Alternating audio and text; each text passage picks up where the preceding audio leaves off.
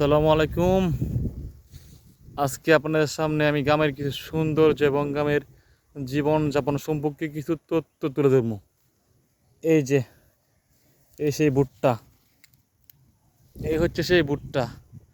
আপনারা যেটা যেটা দিয়ে পাপড় ভাজা খান, তো পপকর্ন ভাজা বলে, সেই ভুট্টা আসলে গ্রামে উৎপাদন হয়, তারপর শুকিয়ে পপকর্ন ভাজা বিভিন্ন গরুর খাদ্যে পরিণত হয়। তো সাথে আমাদের এই যে পাটের জমি, এই যে অতি খরায় বৃষ্টি শূন্যতার কারণে এই যে ভুট্টা গাছ নষ্ট হয়ে গেছিলো। তার আগে একটা ভিডিওতে দেখেছিলাম আমার জমিতে আপনার অনেকগুলো নষ্ট হয়েছিল, এই জমিতে নষ্ট হয়েছে।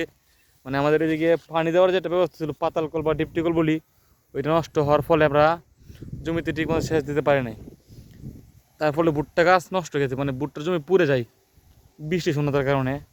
এখন কি হচ্ছে আবার দেখেন, অতিবৃষ্টির কারণে এই যে আমাদের জমি মানে পাট সোনালিয়াস, যেটাকে পাট বলা হয়, পাট বীজ বোনার ফলে অতিবৃষ্টির কারণে আসলে পাট বীজ আর হয় নাই, মানে বড় হয় নাই, মাটির সাথে মিশে যায়, ঠিক আছে।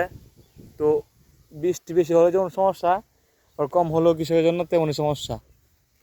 এই যে সাথে একটা পাট জমি দেখতে পাচ্ছেন, ওই যে ওই পাশেরটা বেশি হয়েছে, বৃষ্টির আগে ছিল, এর পরেরটা বৃষ্টির সময় হয়েছিল আমাদের জমি, কিন্তু অতিবৃষ্টির কারণে তেমন একটা সুবিধা হয় নাই। মানে পাটের ছাড়া খুবই কম জন্মাইছে, খুব অল্প, যে কারণে ক্ষেতগুলা মানে একবারে কম স্পষ্ট আসে।